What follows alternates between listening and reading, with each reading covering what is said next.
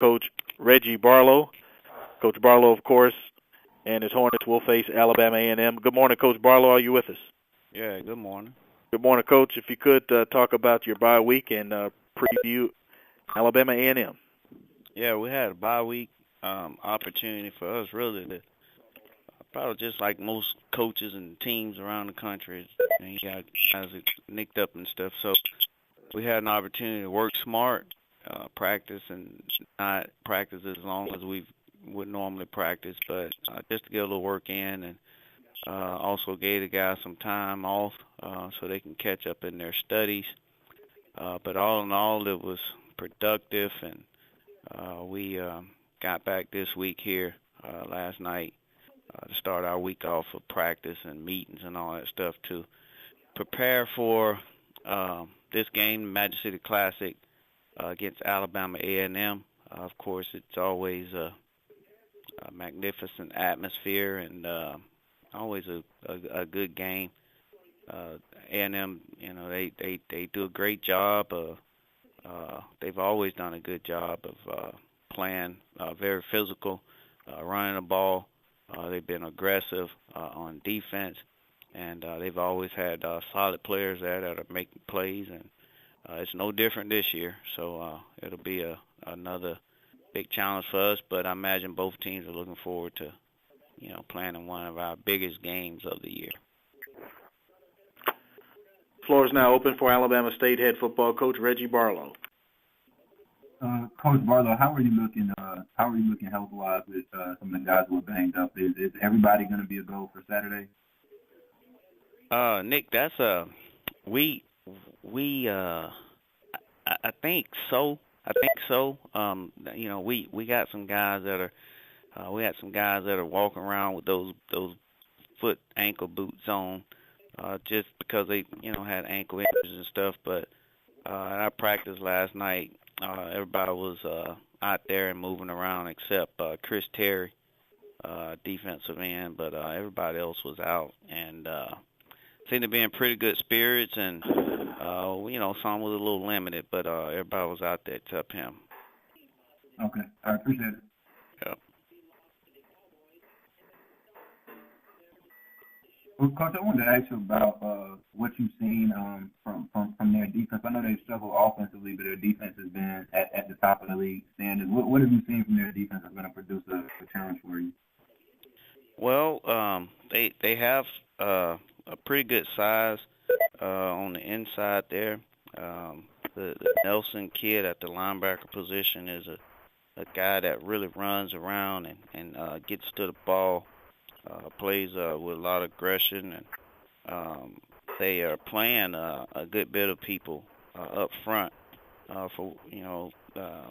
Typically some of the kids that may not be as big in girth on the inside are really active and use a variety of moves.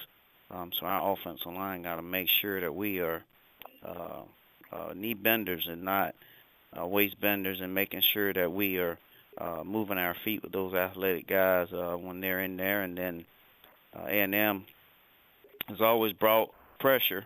Coach Towns, he does a great job over there coordinating their defense. And, of course, you got to always be able to pick up the blitzes and the stunts.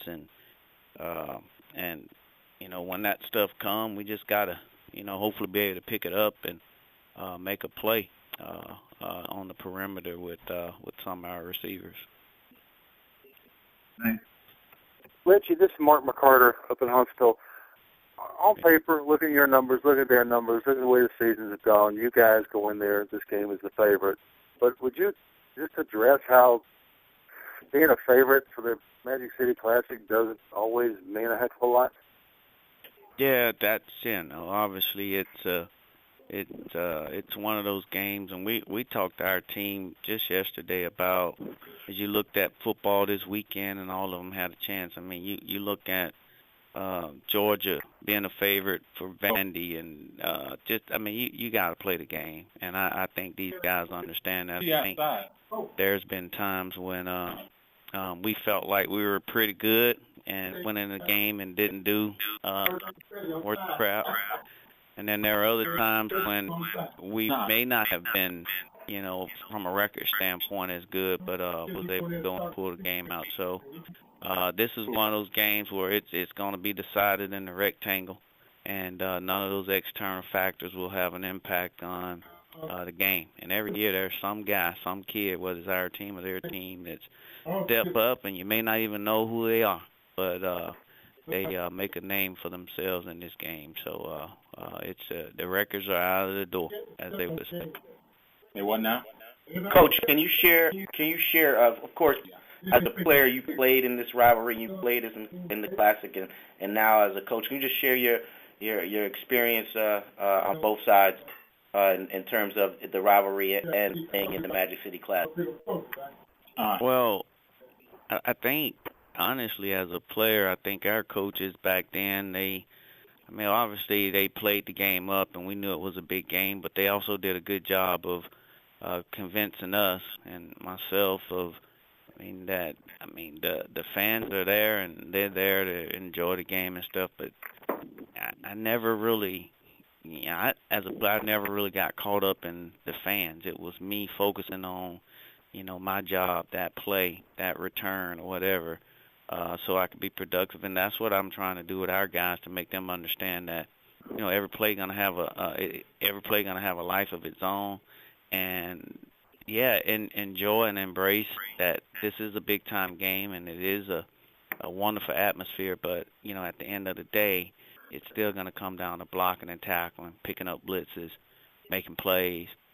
But it is, it is a big time game, and I've seen as a coach, I've seen where that atmosphere has kind of shrinking the guy who, had an opportunity to make a play but just didn't make it for whatever reason, and obviously I think it might have had something to do with the stage, the bright lights. In Alabama State lore, and I don't know how true this is, but during your playing career, wasn't it the Magic City Classic where you had to step into the starting role and had a great game, which got collegiate career? Yeah, well, there was I think for me as a college player, this game was a game. My redshirt freshman year, I had a catch there. We were driving down or whatever. We were behind and we were driving down to try to win the game. And there was a catch I made like on a 3rd and a 10 or something. That was a catch that gave me the confidence that made me believe that I belong in this conference. I could make a play on a big-time stage, and I think my confidence from that point soared. We sustained the drive. We ended up scoring and winning the game. So that is one of my biggest memories of this game, and really gave me that confidence to know that I belong on this level. So enjoyed it. Hello? Mark McCarter again. Coaches universally will talk about how facilities help them recruit and how important that is to players. How has the improvement of facilities at your place impacted the way you've been able to recruit and the players you're bringing in? I got to find it. That's your program. I'll try to get it for you.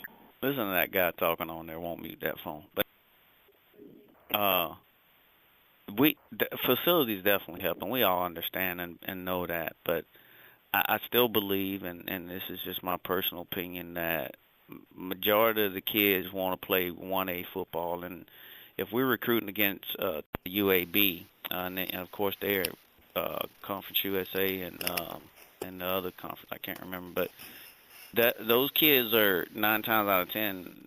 Our facilities may be better than maybe UAB's or something, I don't know, but they would choose that because it is 1A. Now, when you're talking about FCS schools in our conference, now the facilities definitely weigh on that decision. So our administration have done a great job of upgrading our facilities. We have an outstanding football complex, got a new stadium, practice facility, weight room, all that stuff is nice, and it's a morale booster for the coaches and the players, and obviously we don't have to hide when we bring student athletes on campus to show them around. So it definitely helps. But I think when you're talking about 1A FBS level to our level. I think kids still will choose FBS over facilities. Coach Barlow, we appreciate your time.